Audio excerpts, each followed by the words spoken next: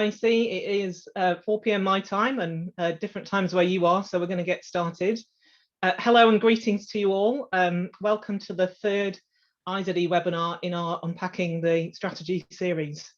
The initiative was developed by the IZD board to provide support and professional development for you and to help you meet the strategy. My name is Sarah. I'm here at Auckland Zoo in New Zealand. My role is the Head of Conservation Advocacy and Engagement. I'll be your host and moderator for today. We also have Nettie Pletcher, who is the IZD Administrator, and she will be our tech support today. So while we are beginning, just some housekeeping. So please be aware that this webinar is being recorded, and the recording will be posted on the IZD YouTube channel. So by staying or participating, you are consenting to being part of this recording. And hello to all the viewers who are watching the webinar later on the YouTube channel. And I note if you have missed the first two webinars, they are available now on that YouTube channel. As this is a webinar function, you're all the viewers on mute, but you can ask questions and you can use the chat box. So as we go through the webinar, if you've got any questions, any comments, pop them in the chat box or use our Q&A function as well. What we're going to do first is we're going to run a couple of polls.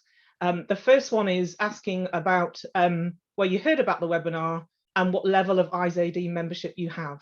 So Nettie, if you want to go ahead and share those polls.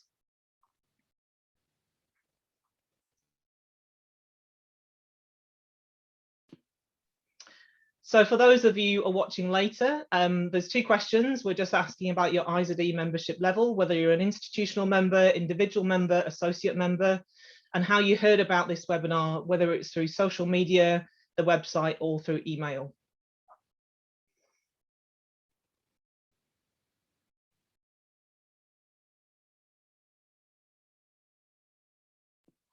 And Nettie, once you're ready, we can close out that poll. Let's have a look at the results. So we can see for those who are watching live that 71% are institutional members, 18% individual members, and we've got 12% who are not IZD members, and welcome to you all.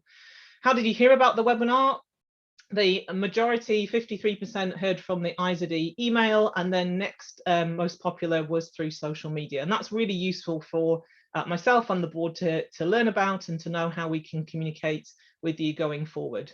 We also have our second poll, which just talks about where you are on the strategy journey.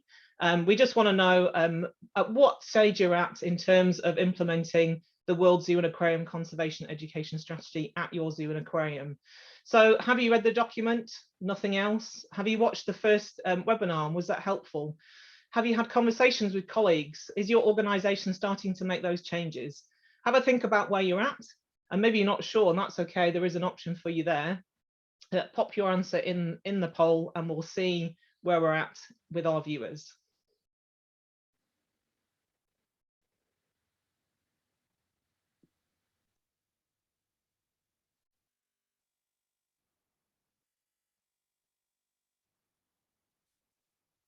Here we go.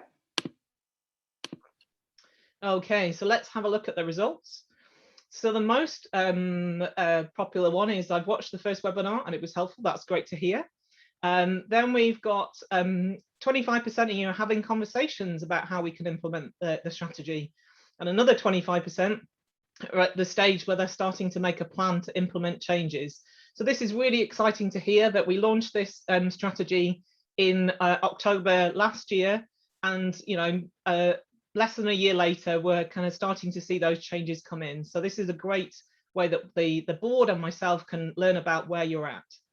Okay, so we're going to move on. I've got a few slides to share, which just introduce this webinar. The first one, hopefully you can all see that, is some exciting news that the strategy has now been translated and published into Japanese. So you can find that on the WZACES website. The second slide I want to share is about your interest in being a speaker in future. So we're on the third webinar at the moment, which is about promoting conservation education to all. We do have another 5 webinars in our series, and so what I'd like to hear from you, and you'll see my email address at the bottom, is are you interested in being a speaker going forward? Would you like to be part of the future webinars over the next few months?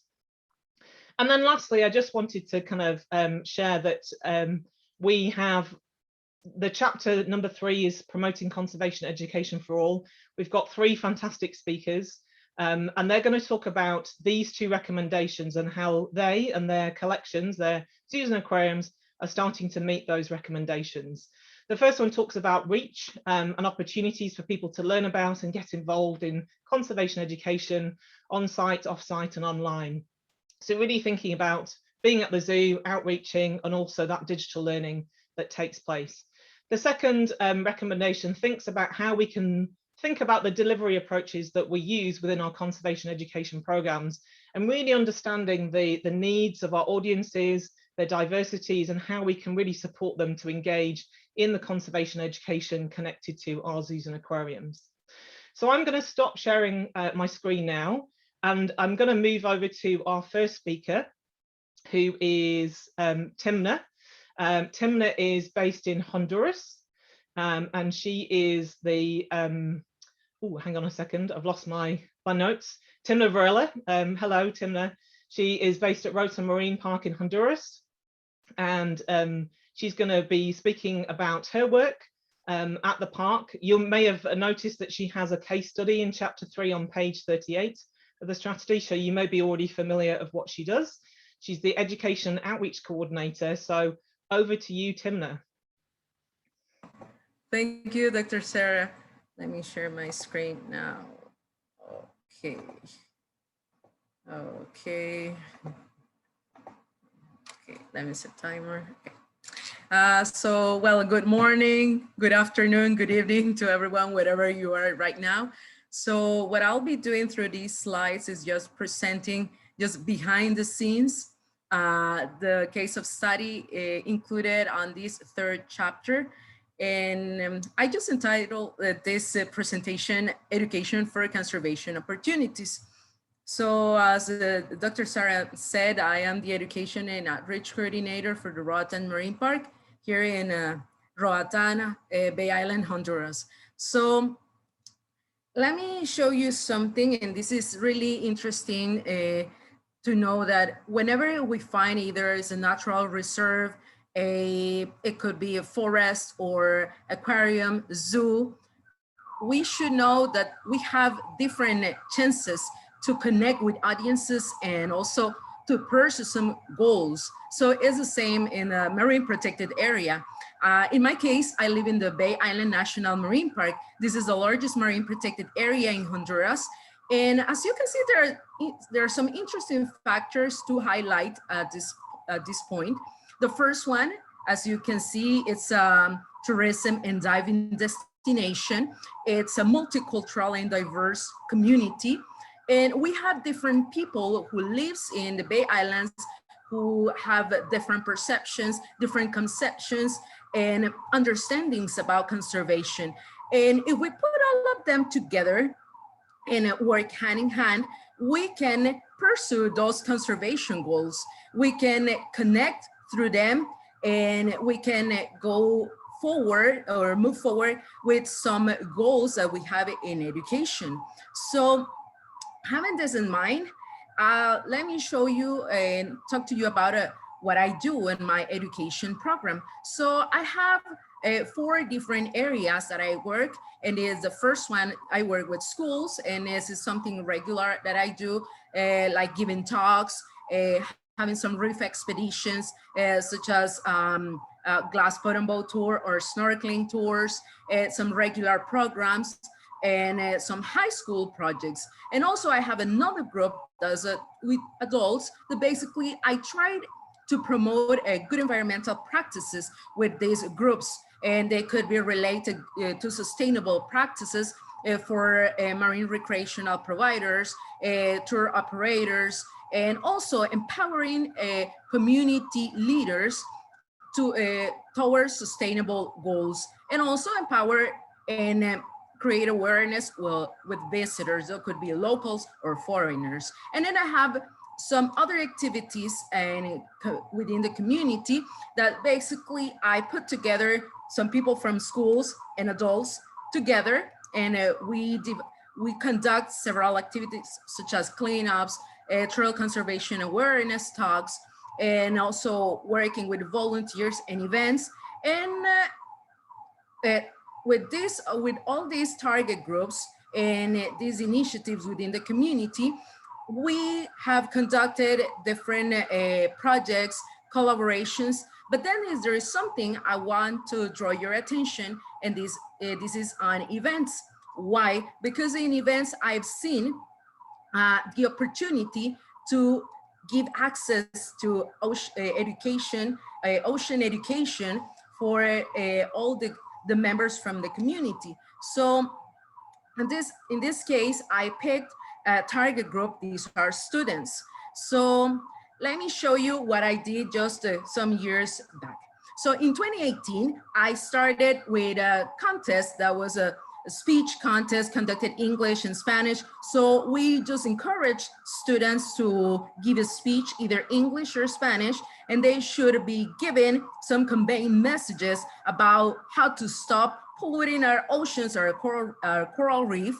So it's something I want you to understand is that we follow this kind of approach, and we try to give exposure to what our education program is. And also we try to connect different sectors. That means organizations, governmental entities, some sponsors, those are private business, in order to create this type of conservation opportunity. So this was one of the first activities that helps us to move forward with this type of initiative. Then on the same year, okay, let's see. So on our second year, we continued. This was an initiative conducted at the end of the same year. We just get this partnership with other organizations, and we conducted again another activity where we gave the experience to the students to actively participate into cleanups, collecting bottles, plastic bottles at their schools. And then at the end, they were going to give reward, and this kind of reward was something an activity hall at the beach, or in the best scenario for the schools, they were going to receive a small grant given by a donor. So in 2018, we follow basically the same approach, and the same approach is a contest, but in this case is more like an art contest for students, 9th grade students. And we wanted to raise awareness on the problem of plastic pollution, how it affects the marine life. And we brought again the same different people into collaboration, governmental entities, non-governmental entities, to support this kind of initiative. And it was really interesting because there were so many people willing to support and to support every single activity on this one. So something I want to highlight is that the experience of conservation that the students had, where they went from collecting the garbage at school or in a beach cleanup, to share the information, to be leaders, to show others how they were going through these steps. And they were explaining also their fellows how plastic pollution affects the marine life. So it's really interesting to show this, because this is a reality in public education in Honduras, when there are scarce resources, and we want to promote, in conjunction with different partners, these opportunities. So as you see, these students at the end, it was a group of 10 students. They were able to make their own sculpture out of garbage, basically. And then they see the opportunity to speak to others about the work they did and what makes them feel so proud about it and how they won. So one of the incentives was that they, at the end of this tour, they went, at the end of this competition, they were able to go on this underwater scooter ride. And this is something that is not affordable for none of them. And they feel so connected. And that was the first experience for so many of them that they said, Miss, this is something interesting. I haven't seen a fish like this. So they share how happy they show. It was so interesting to see the way they connected, and they just told me at the end, thank you just for showing us about the ocean, and also for encouraging us and giving us the opportunity to share with others about plastic pollution. And something that I want to highlight in this case of study is that we know that everything, wherever we are fine, wherever we work, and there's so many people in our communities. Those are the stakeholders. They could be private business, could be governmental entities, non-governmental organizations. We should work alongside to promote education for all. And this is something that can work wherever you are, wherever you live. So that's all on my side. Thank you so much for. Thank you so much, Timna. Perfect timing. And I think we all want to come and visit you and have an underwater scooter ride. Looks super exciting. So we're going to move swiftly on, moving from Honduras to Hong Kong and to Andrew Fung. Andrew is the Discovery and Education Manager at Ocean Park Hong Kong. So over to you, Andrew. Hello, everyone. Thank you, Sarah. So everyone can hear me? Yep. Okay, let me share my screen. Yeah. Yes, my video, my camera is some problem, so it's glitching. So just focus on the slide. Yeah. So I'm Andrew from Hong Kong Ocean Park. My presentation will mainly focus on a program which we launched last year, is called the Conservation Chill Club. This is a program which we want to connect youth to some local iconic species in Hong Kong. But at the very beginning, we found that we have a very big problem already, because for youth in Hong Kong, actually the participating rate, or they are not very engaged in conservation work, because especially for youth and also college students, because for those group of people, actually they have plenty different kind of choice. They have many different kind of entertainment. They are very busy on their schoolwork or their start of their work. So they seldom have time to engage in some conservation work. So we want to try to bring different kind of activities or different things to engage them and let them be more engaged in conservation work. So at the very beginning, we have brainstormed so many different kind of activities. Just like here, we think about competition, we think about arrange different kind of seminars, field trips, or using some social media or art creation and everything. So, but at that moment, before we are going to execute all the program, we say, oh, stop, let's stop here, and we need to research and understand more about the youth and seeing what they need first, so we can modify or arrange our program which suitable, or which the youth feel more interested, so they would willing to join more. So we go through what we call a design thinking cycle. We do some research and to see if we have we can get some insight about what current activities or elements that youth will very interested in.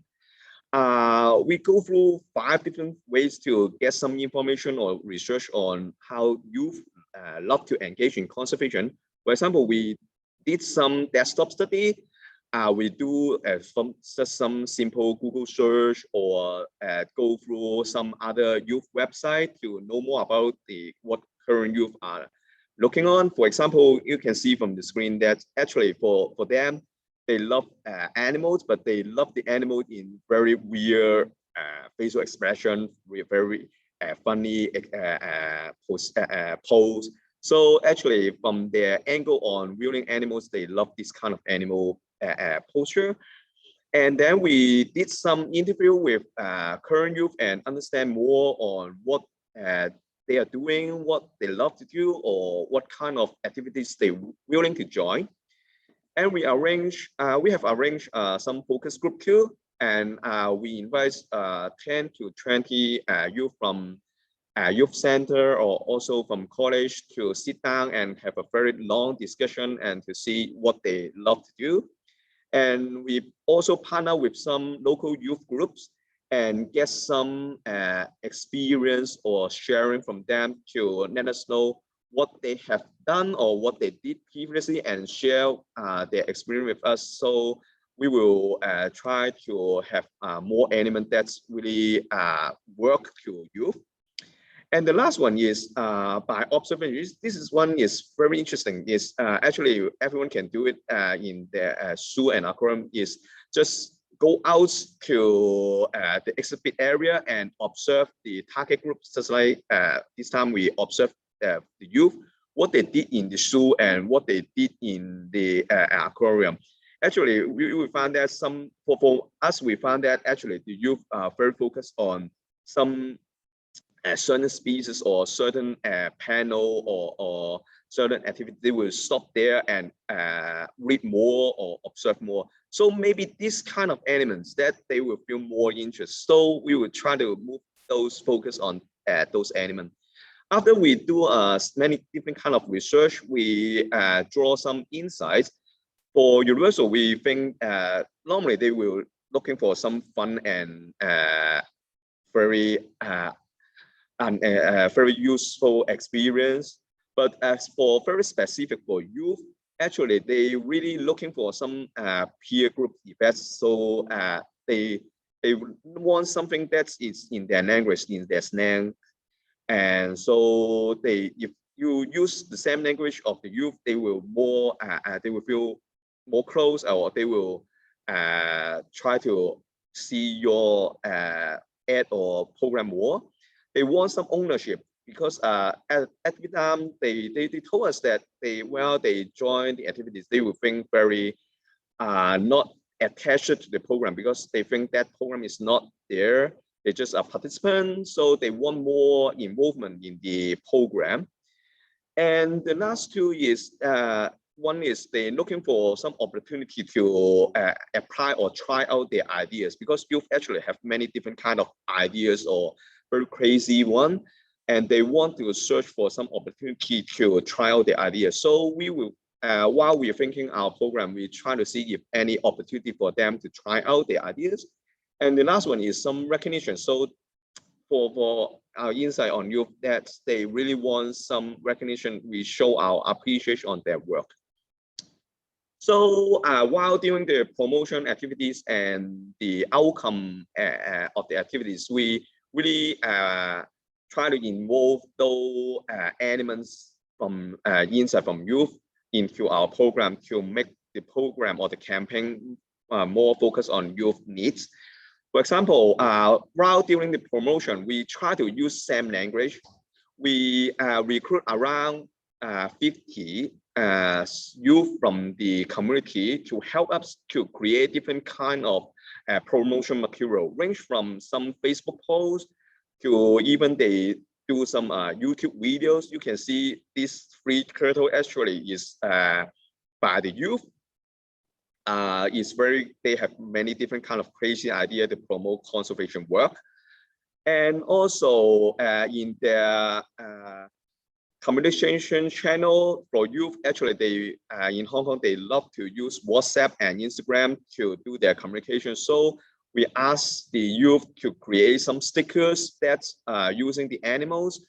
So while they're doing their communication, they can use those stickers. So And also in the Instagram, they will take more photos and showing all these kind of animals. So the communication among the youth will be very effective.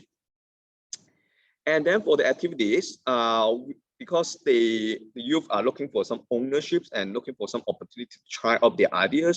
So we provide some opportunity for them to do some creation. For example, art creation. We have opened our aquarium for them to do some drawing inside. So they can create different kind of arts like drawing, art craft, everything inside our aquarium.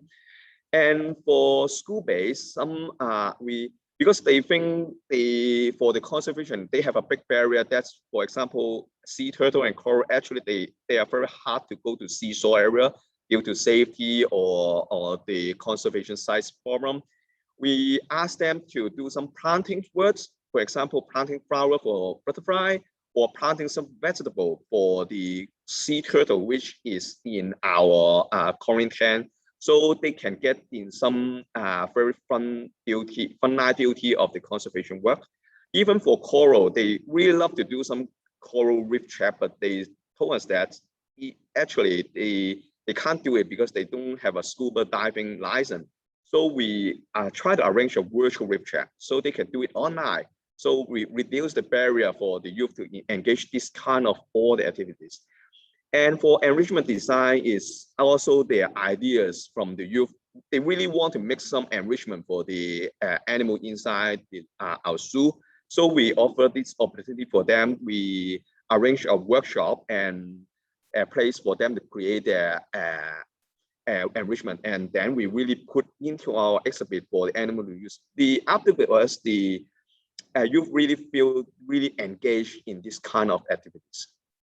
And at last, for the outputs of all the activities, we try to use all their products. For example, their artwork. We do some exhibition. Even we use the artwork to create some retail product to resell in our retail shop or decorate our cable car.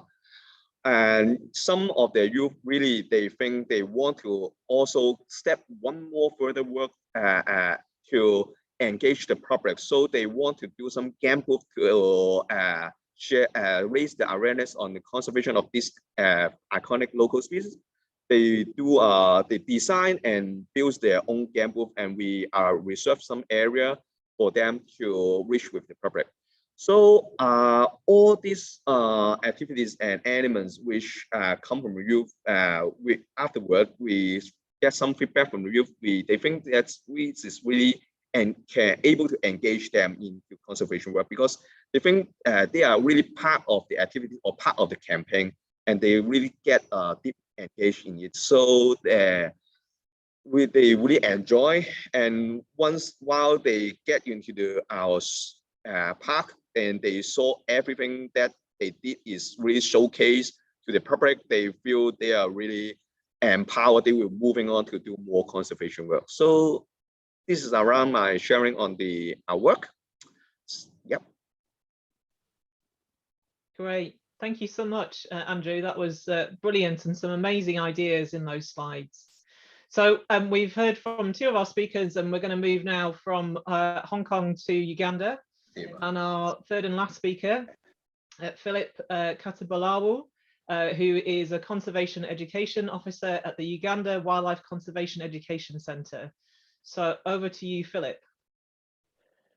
Thank you, Sarah,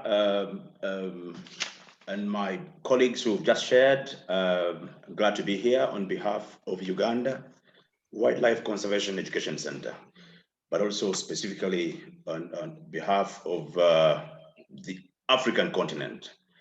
Let me share my screen. I hope, let me know if you can see that. There we are. Okay. Not just yet. Not yet. Okay. I'll share my screen. There we are.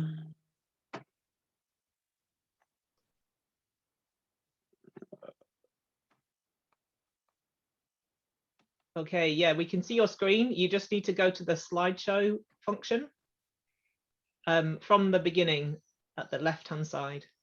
There you Good to go. go. Perfect. All right, thank you. Like I said, my name is Philip, and in this, I am going to share how we, as you work, are trying to unpack this strategy and ensuring that we have conservation for everybody. You know, as a government agency, we do our best to ensure that we reach out as much as possible.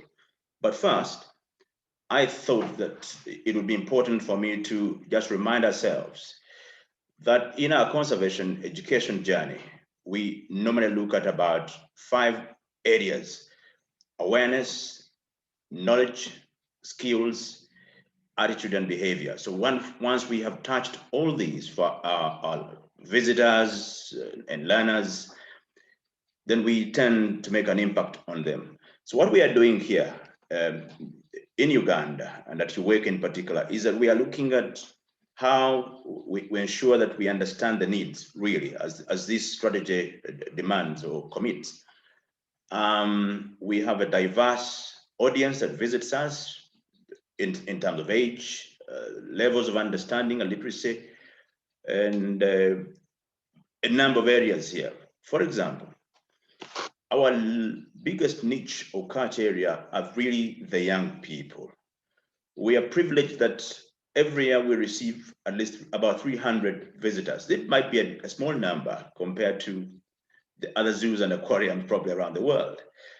But in Uganda, I think we attract the highest number of people at a given place for conservation and tourism interests. And that's something we are tapping into. So we have developed programs that that are kind of tailored to that age variation. Uganda we are privileged to have over 50 ethnic groupings. And you can imagine that you have got to package information for as many people, whereas we use English as our official language, there are many people that may not be able to understand and read English. So we have to approach this conservation very well knowing that we have that segment of audience. So we're trying to do that the best we do. That means in our panels, information panels, interpretation boards, when you come here at the zoo in Entebbe, you'll find that we make effort, for example, to name the animals differently. We can't do all the languages, but at least we do try. We are very keen on gender issues, so you'll be very interested in knowing that we have almost an equal number of male and female educators here, caregivers, and admins here. And we are very interested in that because we are role players. Once the visitors come and see, yes, I can see the lady is the one taking care of the wildlife here. Maybe I want to become a vet also. So that's something that we have taken into consideration. Our manager for animal and culture is a lady. Our curator is a lady. Our horticulture supervisor and head is a lady. So we are really enjoying that kind of blend. We know that faith is a very soft area for people. If you are talking conservation and you do not take into consideration the interests of some faith organizations, you're going to step on the wrong toes.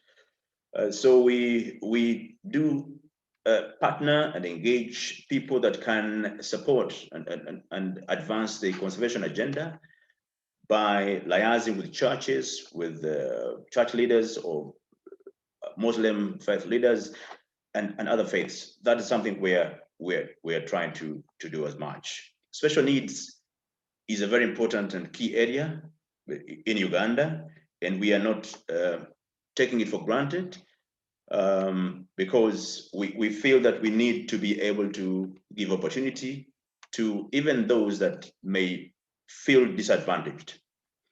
Our audiences mainly in schools and communities. Those two segments form our target audiences. And we have an outreach section here, an on-site section. And the last 1 year has been very, very important in creating or pushing us into a very, very vital corner of program development, and that's online learning. So we are opening new grounds in that area in order to engage our target audiences. We are ensuring that there is equitable opportunity. It's very equitable in terms of conservation education. Our educators here, for instance, are being retooled and empowered in terms of empathy, in terms of the actual ability to attend to clientele and visitors, so that we, as a facility that attracts local and international visitors, are very much aware that we have to attend to all of them. The elderly, as you know, we had under one of our trainings, we gave opportunity to the elderly to take lead in mentoring community members in backyard gardening, because these elderly people in our setting tend to accumulate a lot of knowledge and expertise over time. So we gave them opportunity. And oh, you would be surprised the amount of information they were sharing, the passion with which they were sharing. And that encouraged us to look at that direction. And for that, we are hoping to have a special day for the elderly here at the zoo, focusing on conservation. And so those arrangements are being made. We try to create this education as accessible as possible, as I indicated earlier, via on-site programs, outreach, and online. And the aspect of inclusiveness goes beyond just age and gender, but generally abilities. And that is something we are trying to do. We have a children's zoo here, specifically to attend to the young people, the interests of the young people, so that we interest them to relate with conservation much better. And it's taking shape very well. I'll just share some of our interventions that, as you work, we are taking on. We are in partnership with another government agency, our National Forestry Authority, to secure us ideal land to allow expansion of our services through conservation education satellite centers. So in this image here, you see that we are sitting out in the wild, but also because of COVID times, we were allowing some social distancing, and we had a very cordial engagement. This we did in at least 3 regions of the country. So we'll have a satellite center in the eastern part of the country, in the north, and in the western part. The interpretations at the zoo and those that we take to the community during our outreach, we are now increasingly trying to redesign them, thanks to the commitment reflected in the strategy that we are talking about. The physical visits are intended to help meet or access this conservation education to those people that cannot come here. Affordability is not easy, so we do try. And we hopefully in the next 1 or 2 months will have a customized track that will enable us visit better with all the material that we need in our outreach conservation education programs. We had a very interesting scenario one time. We were thinking about the visually impaired. And here we had to try and put ourselves in their shoes and say, what would birding be like to the blind? And when we posed that question, our educators here excitedly said the best way to find out is to try it out. So we are shaping up a program, Budding for the Blind, the visually impaired, so that they are able to identify and talk bad, so that we don't leave them behind. In that way, we have the conservation for all agenda being advanced. And it's a very, very interesting direction we are taking. The digital and online content development and engagement is something that we are taking on, especially in collaboration with some of the schools that are already doing it. Some of our our schools that offer the international school curriculum are already moving ahead.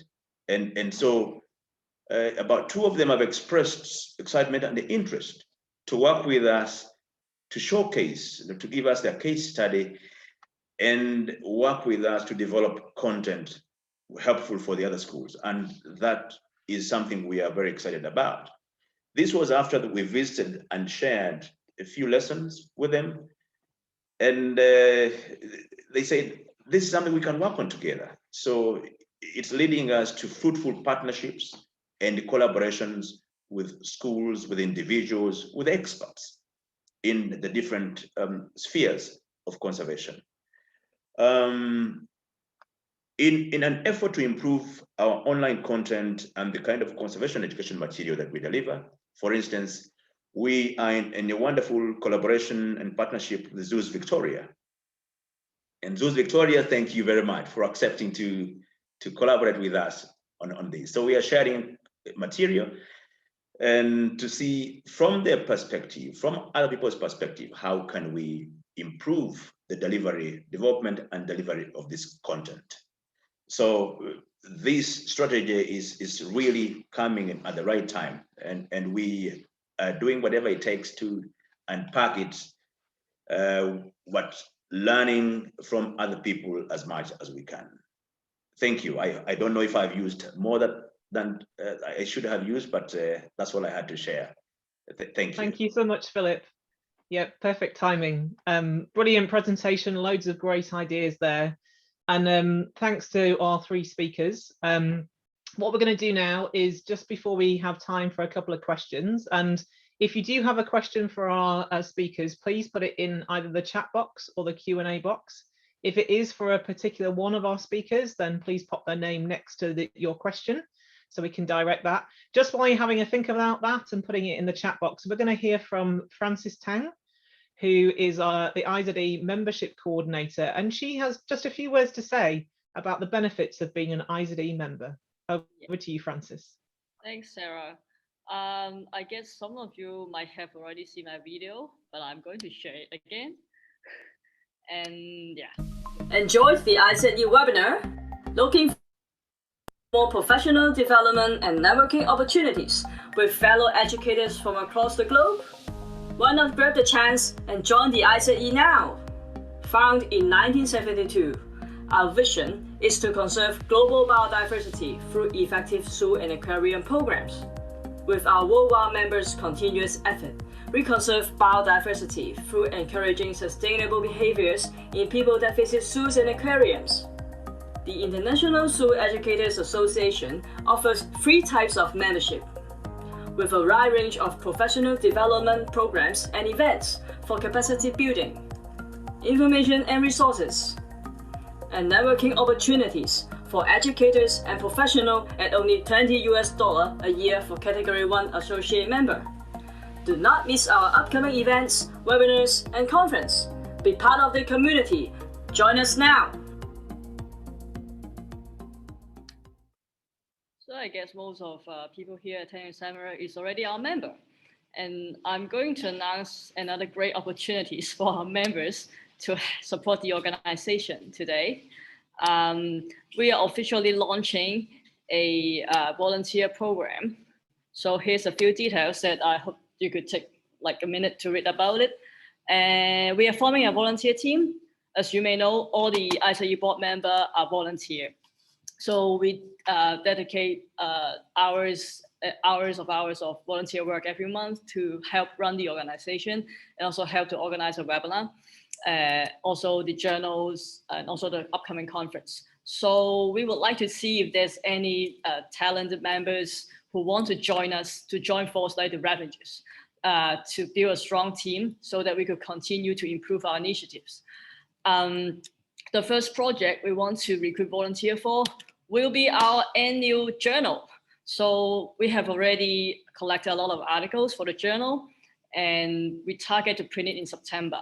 But before we could print it, we have to look for talent to help us proofread the articles. So if you are interested in looking at our journal or reading the journal firsthand, you could scan the QR code here. It will, you could just submit your, show your interest to help us with the journal. And if you have any questions, you could send text to me, chat with me, or send email to my IZE account. So I hope to see your applications to be our volunteer soon. Yeah. Great, thank you, Francis.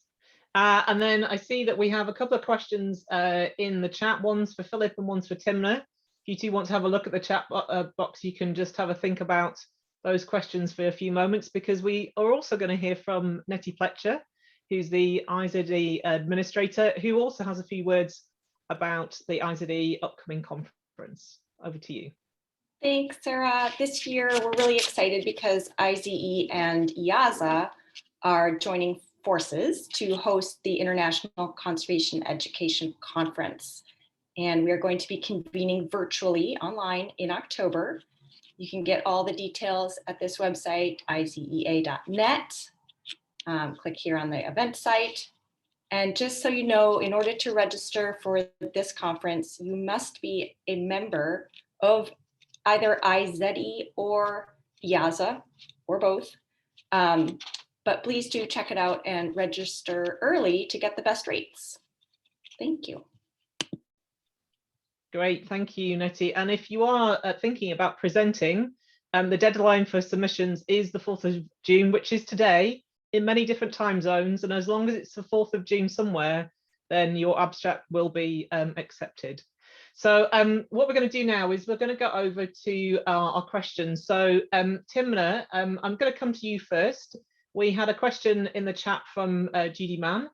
Hello, Judy. And the question was, how do you handle issues from fishermen who want to fish in the MPA who are against regulations? Now, we'd like to hear your thoughts on that and whether you can answer that question.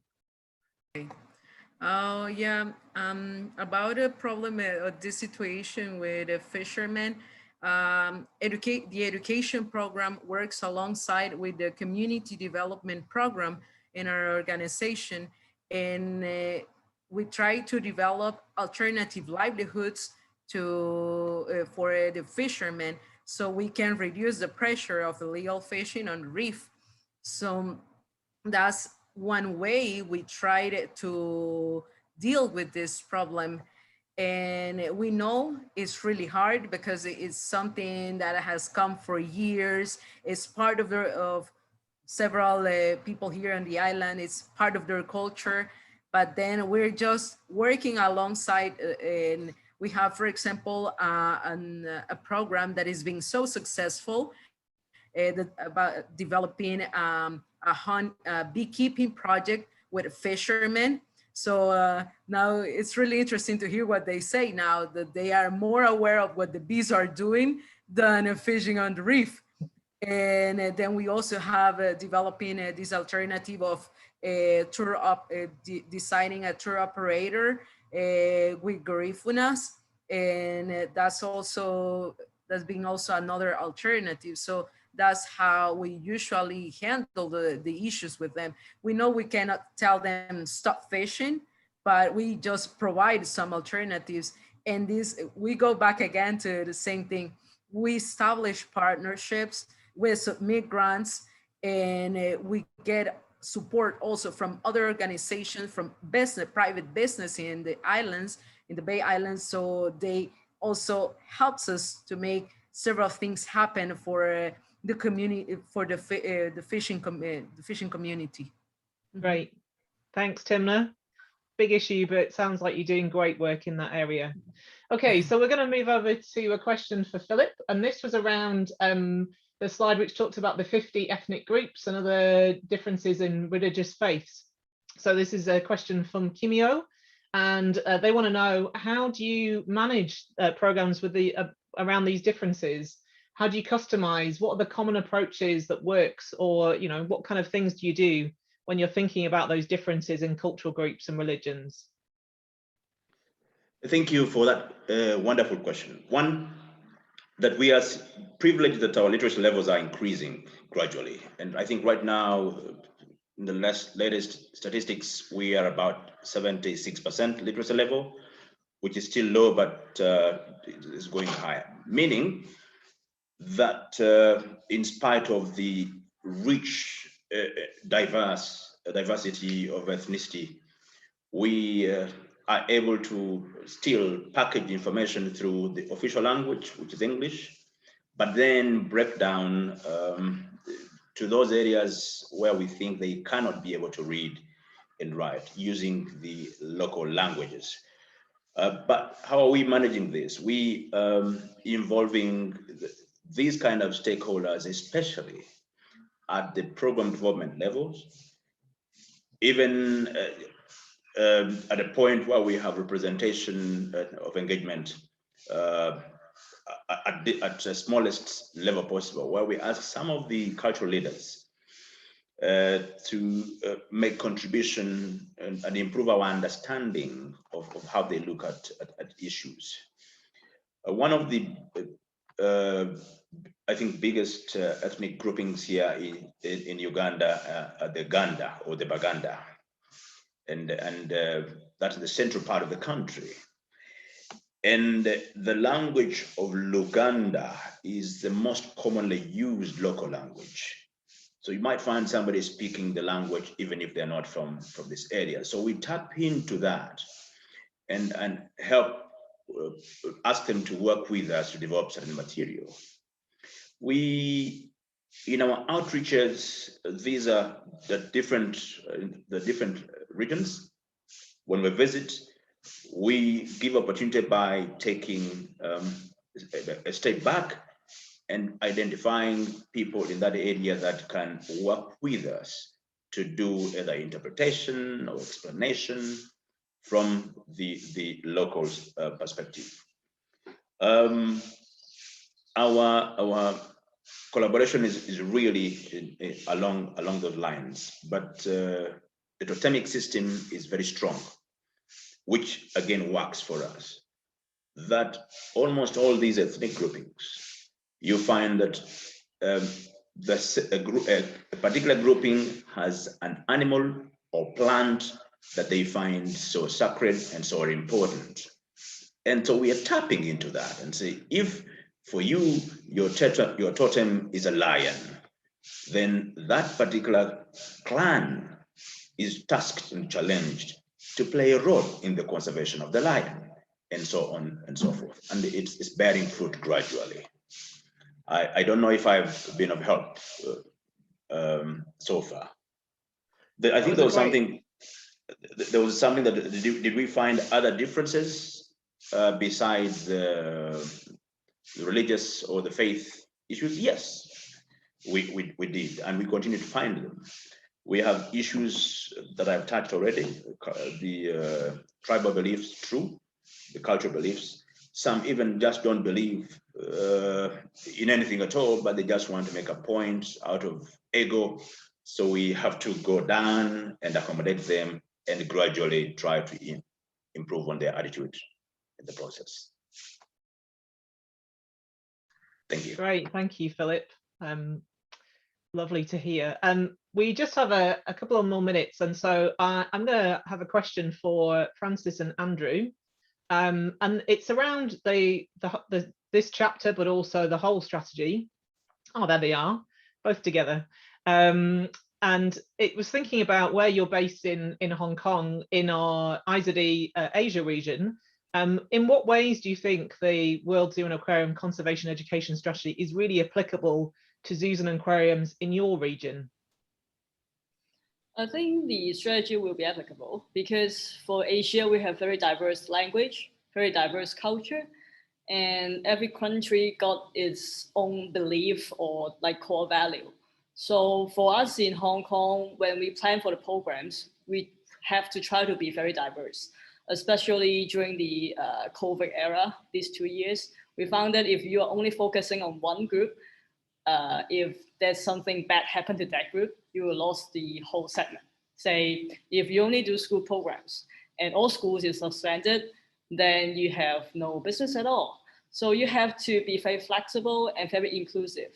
So if you have a wide range of audience who all knew about your programs or all knew that you are giving out environmental education lessons, they will be more attentive to you, and you can also maintain your brand name in their brain. So yeah, just don't put all things on only on one basket. This is what we learned from COVID. Great. Andrew, there's actually a question come in for you in the chat. It says, when reaching out for youth on social media and adopting their lingo, did you find that you might unintentionally alienate other groups of followers? Was there a dedicated channel that you used to connect with young people? Actually, for using the social media, really is incentive or initiated by the youth to use what kind of social media. So from what we understand from our participants, they want to use Facebook or Instagram and everything. So that's why we focus on these two platforms. So what I think is, if the youth from other region, if the youth have some feedback on they love to use what kind of social media platform, just feel free for them to create something. We at the very beginning, we think Instagram already very low useful user rates or everything, but still the youth say we still using Instagram, so maybe we can do some filter or stickers using Instagram. The feedback is really, we have around 50 youth really active in participating in the Instagram challenge or sharing. So really up to the youth follow their advice or follow what they were thinking. Yeah. Great, thank you, Andrew, for that answer. So we have a couple of minutes left. We just have one last poll to run just at the end of this webinar. So I'm just going to ask Nettie if she can share that now. And this is just to wrap up. So the first question for those that are watching later who can't see this is, how valuable did you find this webinar for your journey with the strategy? Ranges from not at all valuable to through to extremely valuable. And then there is a second question. What would you like to see in future webinars about the strategy? So do you want to see more case studies, more explanations of each recommendation, more Q&As with the panel, or did we get it right? Do we want to keep the same mix with this webinar? So have a think about those for a couple of minutes.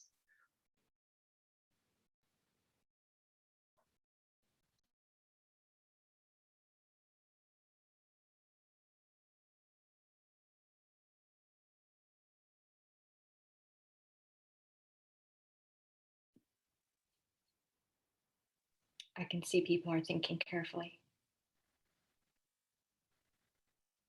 All right, I'm going to close the poll. Okay, so we can see the first question, highest one, excellent, that 47% found it extremely valuable. This is really great to hear. There's lots of work and time from our speakers, and we're going to thank them in a moment, but it's great to see our viewers finding this extremely valuable. And then what would you like to see in future? We have 35% saying mix of the same, and then 35% saying a few more case studies. So this data is really good for us to understand how we plan the future webinars. Remember, if you want to be one of the speakers going forward, we have our next webinar at the beginning of July. So have a think about that. That's around chapter 4. I would personally like to thank Timna, Philip and Andrew, our speakers. Brilliant presentations, loads of ideas. I'd also like to thank Francis who's shared the information about membership, and also Nettie, who has been our tech support today and also sharing information about the conference. So, and to thank you all the viewers that are watching live and also the ones that are watching on YouTube. Thank you so much, and we'll see you again soon.